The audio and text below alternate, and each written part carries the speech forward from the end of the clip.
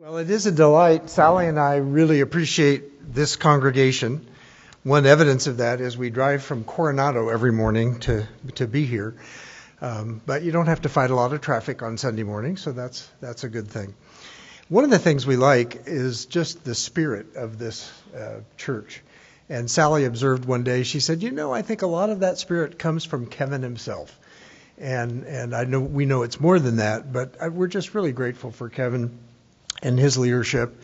And so I'm happy to fill in for Kevin. As I think I may have mentioned last time I preached, we knew Kevin back in his teenage years with his blonde afro. And I mentioned that to Karen one day, and she said, oh, yes, there's a shrine to that in our home. So I look forward to seeing the afro shrine. Well, this is probably not a news flash for you, but you and I live in a world with just a dizzying array of choices. It's not just chocolate or vanilla anymore, or even just 31 flavors. But now when you scream, I scream, we all scream for ice cream, they say there are over 1,000 flavors. And that probably doesn't even count Dippin' Dots, which are the ice cream of the future, they say, or even nitrogen ice cream. I had that applied by my dermatologist this week. So I don't even know about eating something like that. When you turn on your television, in my day, there were 12 channels, numbers 2 through 13, but there were only shows on 3 or 4 of them. I guess we were reserving for the future possibility of growth. As recently as 1980, there were still only 28 channels, but today they say the average television has 180 channels, and yet you still can't find anything good to watch. Can I get an oh yeah? That's my shout out to Jeff Walling. Thank you. With the internet, they say we spend on average more than 7 hours a day on the internet, and we have more information available to us in a moment of time than any generation before had in their entire lifetime. My mother said when I was trying to make some career choices, she said, I can't really help you because I didn't have any choices. If there was one job open, that was the job I took. And so we live in a world that's unprecedented in terms of the array of choices that we have before us. Not surprisingly, there are also spiritual choices in this world that we live in. Of course, there are Christians and Muslims and Hindus and Buddhists and Jews, but there's also the Baha'i faith, Jainism, Sikhism, Shintoism, Wicca, Zoroastrianism, just to name a few. One estimate says that there are over 4,000 religions in the world. And of course, as we keep reading, with increased popularity today is even no religion at all. So choices, choices, choices. We're all facing choices. It reminds me one day when I was traveling and I was out by the hotel swimming pool all by myself, enjoying the quiet. A father came out with 2 young children, and I developed a sense of dread as to how this might go. But I listened to the little girl who was probably 3 or 4 years old, and she said, "Oh, Daddy, can we stay out here a long time?" And he paused for a minute, and in the parenting style of that day, he said, "As long as you make good choices." And the daughter said, "Oh, Daddy, we'll make lots of good choices." Well, that's the theme I want to talk about this morning. How can we as Christians make good choices in this time of just bewildering options that lay before us? And to begin our exploration of this very current theme, I would say, I want to travel with you first to ancient Athens, where even in those days there were a lot of spiritual choices to be made. And one of the great philosophers in his text, Plato's Republic, begins in just that way. It begins with the philosopher Socrates walking along the road with his followers, kind of in the Jesus teaching style. And the whole book, Plato's Republic, opens with Socrates saying this: "Yesterday I went down to the Piraeus," which is quite simply then and now the port in Athens. "Yesterday I went down to the Piraeus to worship the goddess." There were lots of goddesses in Athens, and also because I wanted to see how they would conduct the festival on this, its first performance. So basically, Socrates is saying, I'm leaving my philosopher perch here for a moment, and I'm going to go down to the Piraeus, to the port, to kind of see what's going on in the world. And we're better to see what's going on than the port, with ships coming in from out of the country and people milling about. And so basically, Socrates went to see what's going on. And my argument is that now you and I don't need to go to Athens or to the port to see what's going on in the world, because Athens comes to us. We live in Athens, although not, maybe unfortunately, in Greece. We don't have to see or go anywhere to know what's in the air, what's going on in the world. It's right on our phone, it's right on our iPad, it's right on the many screens of our lives. So we don't go to the Piraeus in Athens, but the Piraeus, Athens, the world comes to us. We live, in a sense, in a modern Athens. But then I think even more interesting to us is that the Apostle Paul visited Athens as well. And he was taken back by the religious choices that he saw there. And in response, he preached perhaps his most powerful sermon. By the way, this is a rendering by the famous painter Raphael of the Apostle Paul speaking in Athens. And so in the text that I want to read this morning, Paul has been sort of run out of town, and he escaped to Athens, probably arriving at or near the Piraeus, the port, where he was waiting for his colleagues. And I'm going to read in Acts, beginning in Acts 17, verses 16 through 21. While Paul was waiting for them in Athens, he was greatly distressed to see that the city was full of idols. So he reasoned in the synagogue with both the Jews and God-fearing Greeks, as well as in the marketplace, day by day, with those who happened to be there. A group of philosophers, Epicureans and Stoics, began to debate with him. Some of them rebuked him and asked, who is this man to say, sorry, my eyesight is not as great that either. Who is this babbler? What is he trying to say? Others responded, this seems to be praising and advocating foreign gods. They said this because Paul was preaching the good news about Jesus and the resurrection. Then they took him and brought him to the market of the Acropolis, where he said to them, may we know what this is, and that the teaching is that you are presenting. You are bringing some strange words to our ears, and we would like to know what they mean. And all the Athenians and all the foreigners who were there spent their time, I love this line, they spent their time doing nothing but talking about the new ideas, talking about and debating all of the new ideas. Well, this is Paul going to Athens, which is very much like going into our world today. Can you think of any better description of our world than people spend their time sitting around debating all of the new ideas and all of the things going on in our world. They spend all their time discussing the new ideas. And notice that Paul sees the city, he sees the idols and what's going on in the city with his Christian eyes. He doesn't look at all of those idols and say, oh, those are sweet idols. Those are really beautiful artwork. You Athenians, you be you. This is great that you have these idols. No, it says Paul was deeply troubled.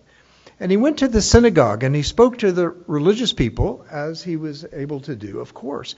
But then he also went to the public square and talked to ordinary people and to philosophers. So Paul had different gears for his preaching. He could preach to religious people in the synagogue. He could preach to ordinary people in the marketplace.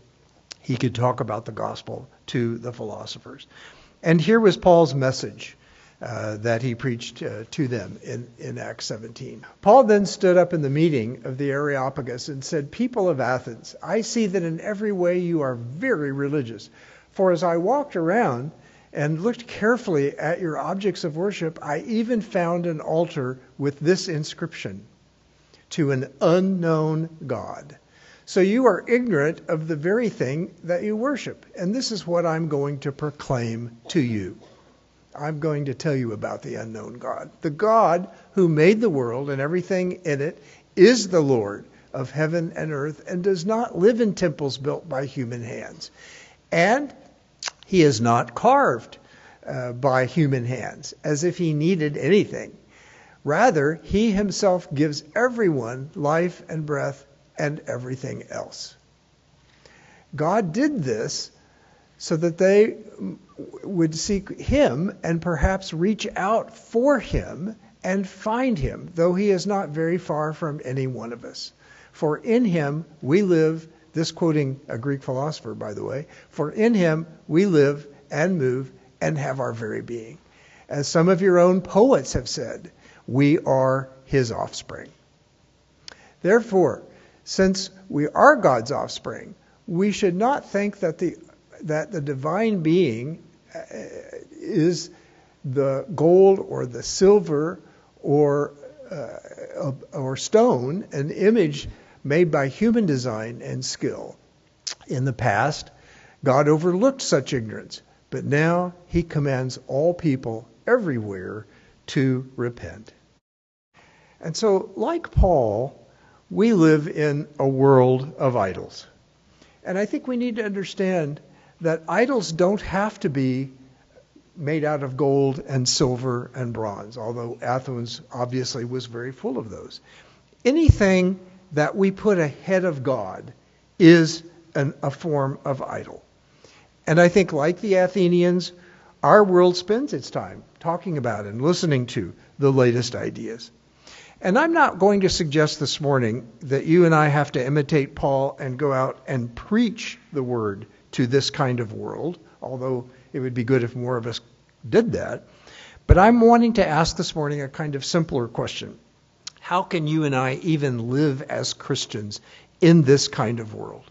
Understanding that we live in Athens, how can we make our way as God's people among all the idols and all of the ideas that our world is debating and presenting to us?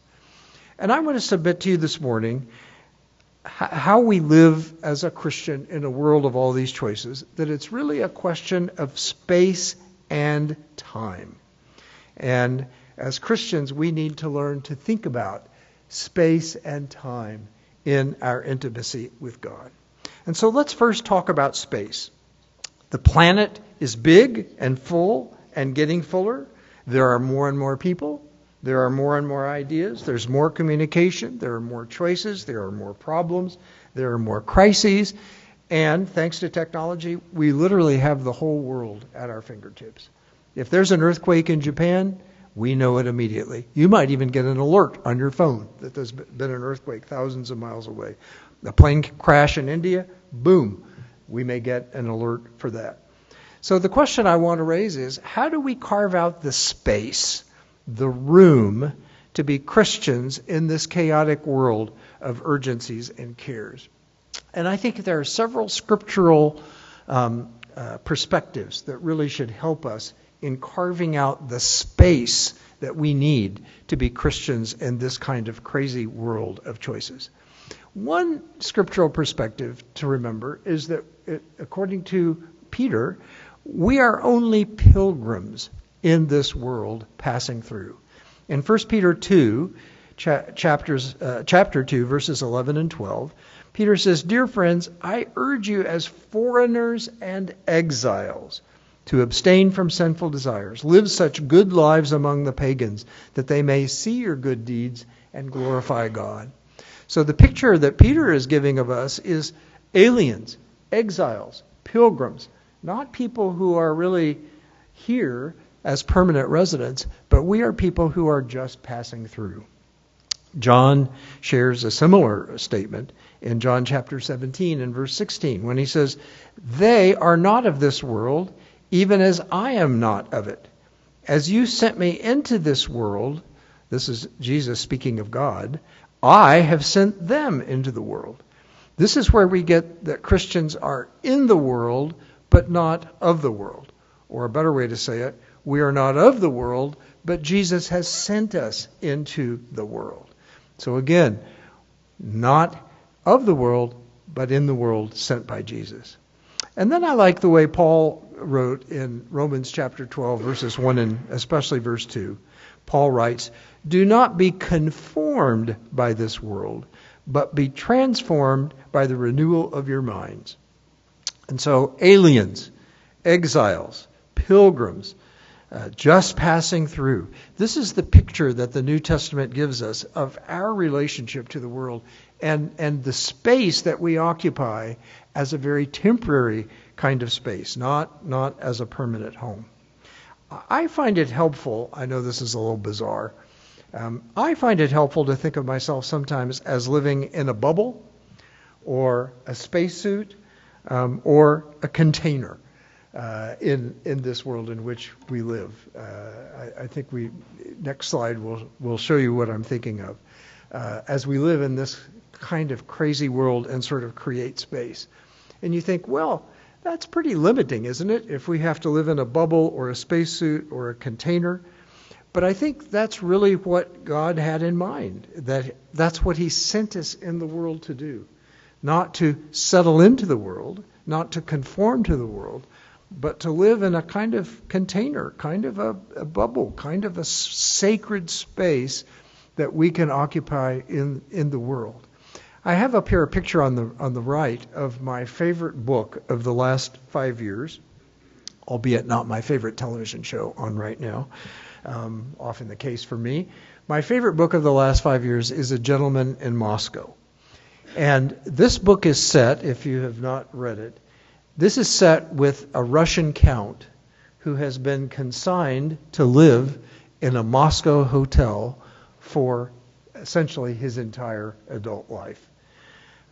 And you think, well, what an odd premise for a book. We're going to read a novel that's all set in one hotel? We're going to leave the hotel. Never going to leave the hotel? That's right. And when I heard somebody interview the author, the interviewer said, "Oh, what a brilliant idea to write a whole book in a single hotel." And the author laughed and he said, "Well, I assume you're being sarcastic because nobody else has ever thought that was a really good idea to confine myself in that way." But then he went on to say, so he said, take art, for example. We think of an artist painting on a canvas as kind of having unlimited space and opportunity and creativity. And yet he said, what's the first thing the artist does before he starts painting? He goes into his studio and he cuts a piece of canvas of a particular size and shape. And everything he does will now be within those boundaries.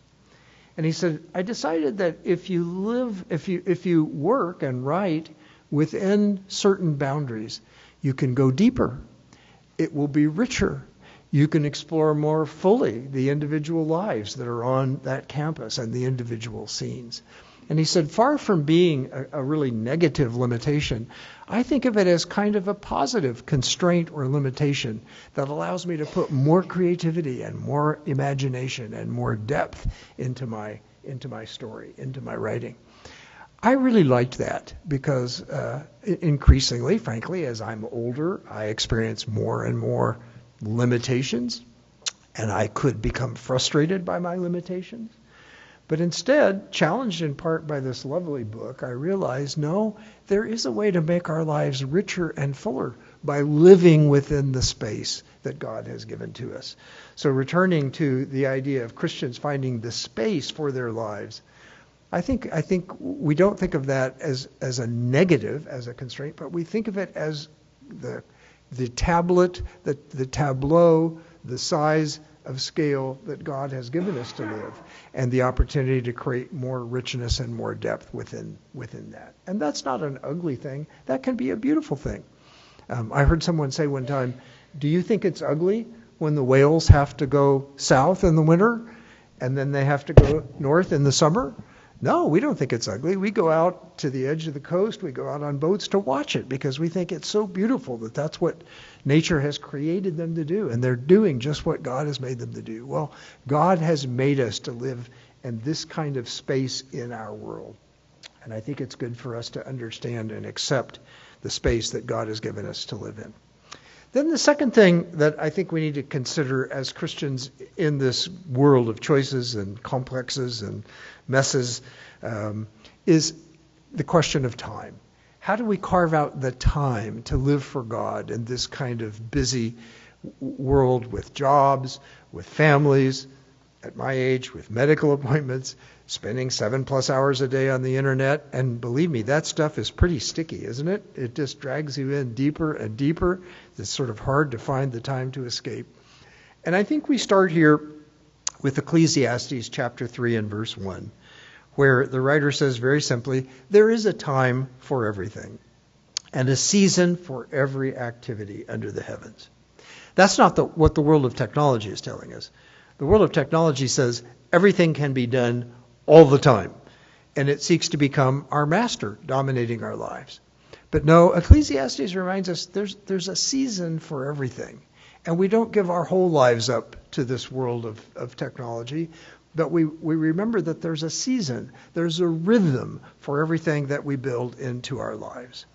And so, once again, as with space, it seems like one of the things we have to do is to create boundaries in which to exercise our time. Boundaries, I think, is a really valuable word. And there was a great book just titled simply Boundaries a number of years ago that I sometimes give to people who are having trouble sort of getting control of their lives. I had one young student that I worked with, and I could tell her life was just sort of out of control. She was just dominated by demands of other people and of technology and things. And so I gave her the book Boundaries. And maybe a month later, I circled around and I said, Liesl, how about that book Boundaries? Did that help? And she said, unfortunately, I haven't been able to build enough boundaries to read boundaries. So I guess you have to at least, commit yourself to that. So we have to learn to set boundaries. I think we need that slide that will show you at least that one book that you might want to consider looking at. Because in order to have time for God, we have to build boundaries. And we have to set them both with time and with space. There is a doctrine that I just learned about this week in an article, if we can change the slide. Instead of FOMO, we need to be pursuing JOMO in the world. Instead of FOMO, we're afraid of missing out on everything. We should experience the joy of missing out on things, that we can let some things go by in the world that we don't have to be a part of. I remember reading about a preacher who would work in his office, and he would look up every morning at 11 o'clock when the train went through town. And somebody said, why do you just look up at the train? He said, because I enjoy the fact that something moves through this town that I don't have to push, that I don't have to be involved with. So the joy of being left out is there. And as always, Jesus sets the pattern. And I've given us just a few scriptures here of many that we could look at. Mark chapter 1, the people brought him, quote, all the people sick and demon-possessed. The whole town gathered at the door. And after healing, he says in Mark 1, verse 35, very early in the morning, while it was still dark, Jesus got up, left the house, went off to a solitary place, and there he prayed. Luke chapter 6 and verse 12, Jesus went up to the mountain to pray. Matthew 14, both before and after the feeding of the 5,000, he went to a solitary place. And Luke says, sort of wrapping up in Luke chapter 5 and verse 16, Jesus often withdrew to a lonely place and prayed. And so, folks, if the Son of God, with the most important life and ministry ever lived on this earth, could unplug his laptop and go off alone with God, how can we do any less? And so we have to set some boundaries to the technologies and the things that crowd our lives and make room for Christian resources, make time for Christian resources. One of the things I'm learning late in my life, by the way, is to actually use technology to bring more Christian resources into my life. I used to be told, well, what you have to do is get your Bible and read it every day and pray every day, and of course, that's the gold standard. But I have found a preacher online who happens to be about my age and seems to speak to the things that I'm wrestling with as a Christian, and I pretty much listen to all of his sermons every week. And so in addition to coming here, I have this other little Christian resource that I turn to. I'm finding at this stage of life that Christian music means more to me. Now, I'm old school. By that I mean the old a cappella singing that I grew up with in my church. Those are mostly what I listen to. But you should listen to what gives you energy and creates time for you to have that. So to everything, there's a season. We need to build up some boundaries. We need to have some filters to our everyday cares and pressures and make time for reflection, prayer, Christian encouragement. All of those are essential to being God's people in a complicated world. And so I'll give you a picture now of how someone shared this with me. Someone years ago shared with me that during the course of the week, our pianos get out of tune, the pianos of our lives. And so what we have to do is to turn back to God to get our piano back in tune. And so we need that time with God in all of its many forms. It's not just coming here on Sunday, but it's building other times when we can kind of keep our piano in tune.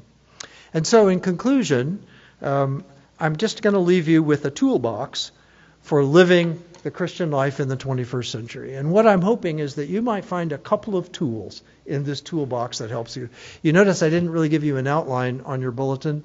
So if you find a couple of tools here that will help you, maybe jot those down and think about those some more. These are tools that we've been talking about throughout the lesson.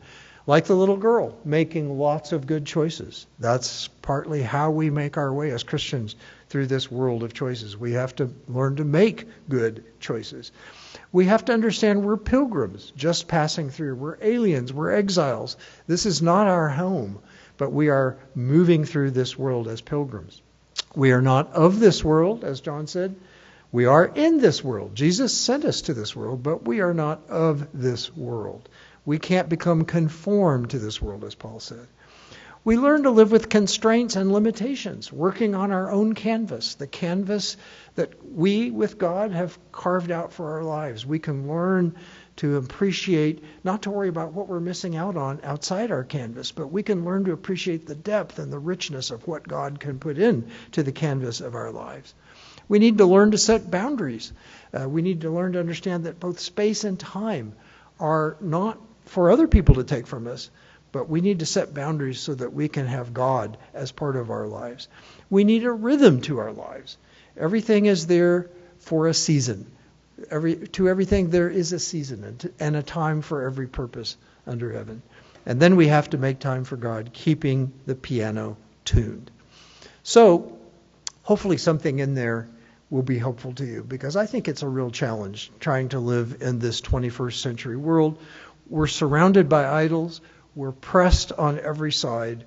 But with God's help, we could be his people. Thank you.